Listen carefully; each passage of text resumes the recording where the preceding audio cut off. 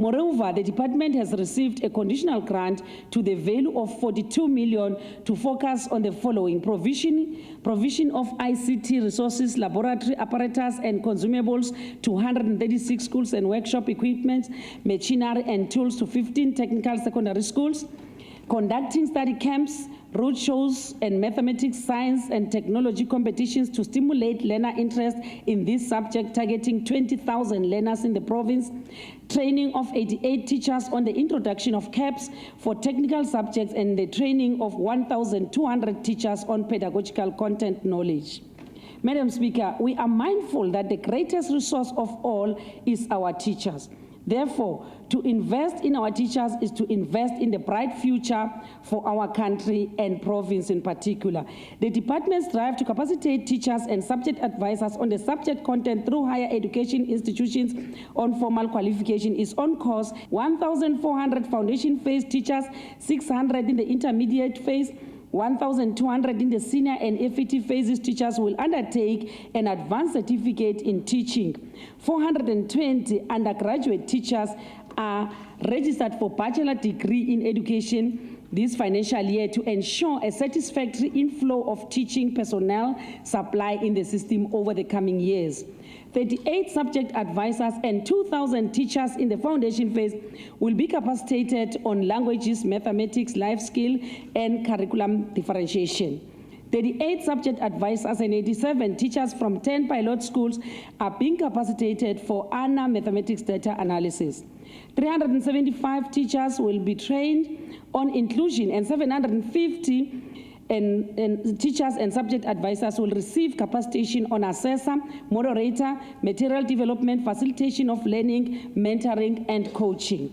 2,400 teachers will be capacitated on the use of ICT in education using the district teacher development centers and schools, and 400 teachers will receive training on the introduction of African languages into schools.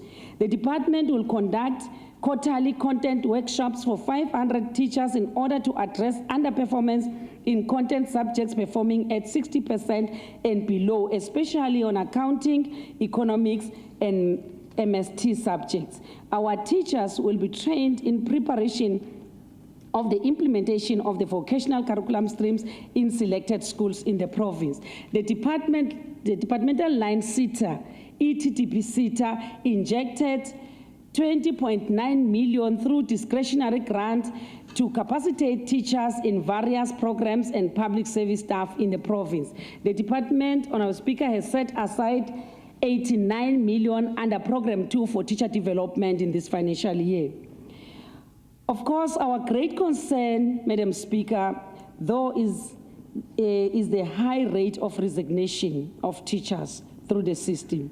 I'm again making a humble plea to all our teachers to stay until their retirement ages are due, and I request teacher unions, churches, and civil society to join us in making this appeal. The department, through its wellness unit and in collaboration with Standard Bank, is piloting a financial wellness program for teachers in 10 schools, and following the results of that pilot, the program will be expanded to all deserving schools. This is expected to empower our teachers about financial literacy and to help free them from debts, related stress and pressures. The department is of the view that financial stressors constitute one of the major causes of the high rate of teacher resignations and underperformance in some of our schools. The department is more than willing to work collaboratively with any institution that may help in curbing the premature resignation scourge of our valued teachers. We'll do this because we fully understand the adverse implications of these resignations. Madam Speaker, the department is encouraged by the stewardship and foresight of the Honourable Premier as it relates to the improvement of the human resource capacity of the province. To this end, in his 2016 State of the Province address, the Honourable Premier said, "The province made a positive contribution to this promising trend by awarding 730 bursaries to youth completing grade 12 in 2015. and to those already in institutions of higher learning whose studies were coming under threat due to financial challenges. In 2016-17, we plan to scale up our contribution in this regard by making available 200 million to increase access to post-school funding for critical scarce skills that are vital for our key economic sectors. These funds will also be directed at operationalizing training and skills development, learning exchange initiatives with our partners in China, Italy, and Russia. Madam Speaker, the department has done everything practically possible to realize the injunction from the Honorable Premier, and we are happy that most students from Mpumalanga have been catered for and are studying without having to worry about a bill from the institution. I have already appointed members who are to serve in the Mpumalanga Human Resource Development Council following a delegation of that responsibility by the Honorable Premier. This council is mandated to accelerate the implementation of the human resource development agenda of the province. It will be a vehicle to strengthen strategic partnerships in coordinating and facilitating the placement of learners, interns, and artisans in various departments and industries. Madam Speaker, the department intends to increase access to post-school funding in critical and scarce skills as defined in the HRDS by awarding bursaries to 1,557 domestic students and 100 students to study internationally, preferably China, Russia, and Italy.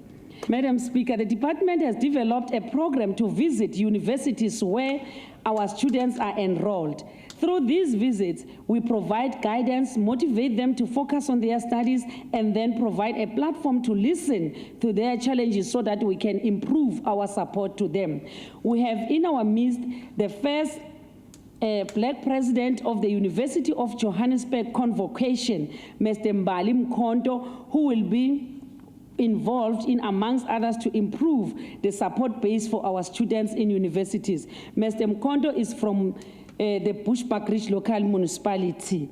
Madam Speaker, the department is satisfied with the good relationship that it enjoys with the leadership of the University of Mpumalanga.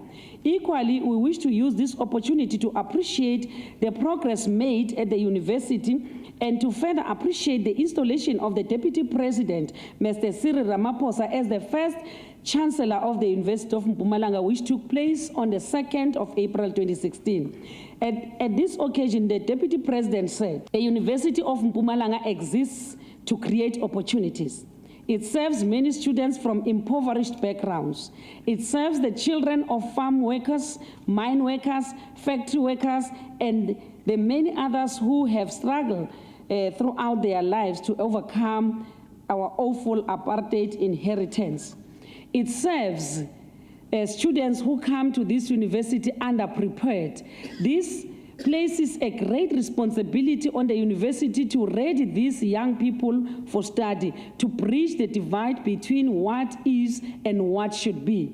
It places a responsibility on the university to pay close attention to the material circumstances of its students and to do everything possible to ensure that every student has the means to study, to live, and to succeed. This university must join its fellow institutions to work with government to ensure that no person is denied access to higher education because they are poor. We need to work together to develop funding mechanisms that are sustainable and ensure a high quality of education. This is not me, it's the Deputy President of the Republic of South Africa. Honourable Speaker, this is a clear injunction. It's our collective quest, and we'll work harder and smarter to realize the attainment of the above sentiments in our lifetime and influence the curriculum design of the University of Mpumalanga to take into cognizance the growth and developmental needs of the province. The department is equally satisfied with the way the construction of this university is progressing.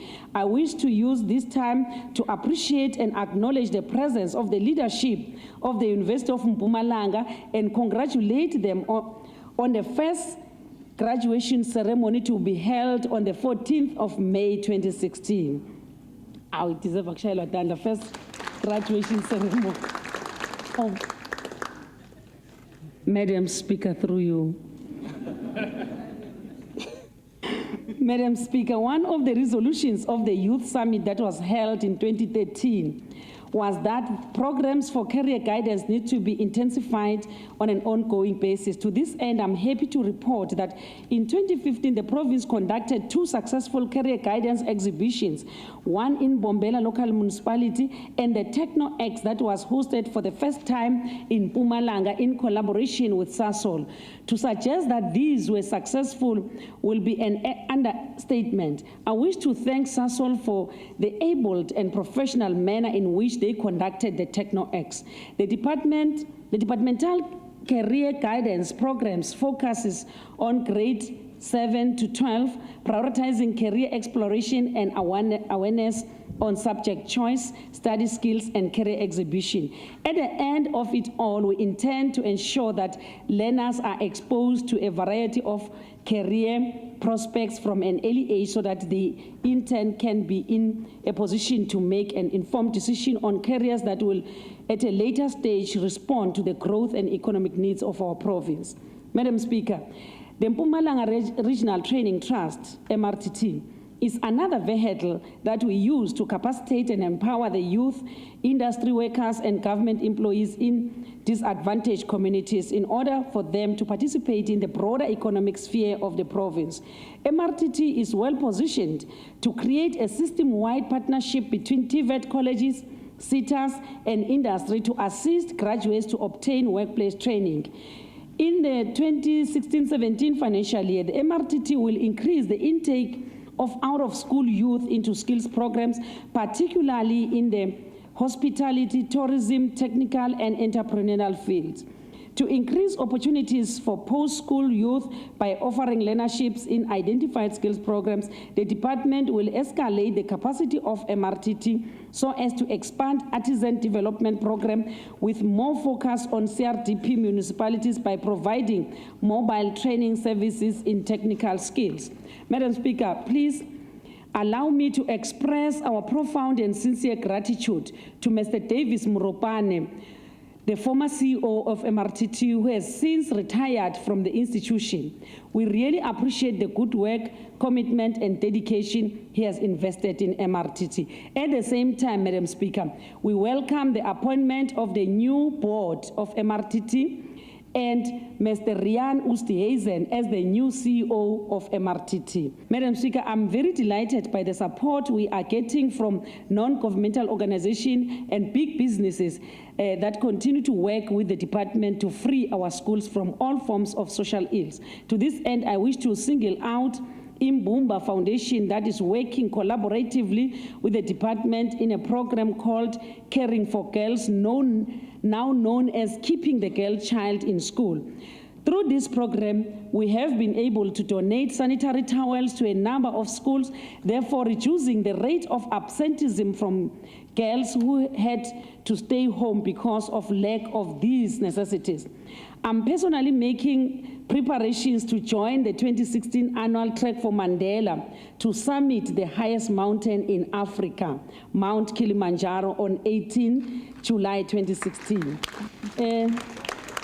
Sanze kubonga malunga emphakathi bosopolitiki bantwana bethu lasibabita ukuthi ngema-artisti bonobuhle bo-DJ labaphumako balekelelane na-MEC bahambe bagcugcuzela abafundi ukuthi awubi ngilobuhle ungakacali waya esikolweni. Sanza kubabonga kakhulu labakhona even phakathi kwethu namhla. Sanze-ke, Honorable Speaker, kubonga abafundisi laba baphuma basechithisa ba-adopta tikolo bathandazela ba-encourage abothishera bethu. Siyabonga kakhulu dince ukuthi uNkulunkulu ningawulahli lo musa leninawo. Number 1, holiday classes. Number 2, radio lessons. And lastly, dial a tutor program with no fail. So anytime of your convenience, you're going to call somebody to assist you with your studies. I mean, it does not get better than that. What better way than to improve the rate of education? So you know, it's in the same ITV, no matter we make sure we give you all the information necessary. And likewise, my TV, siya trapa.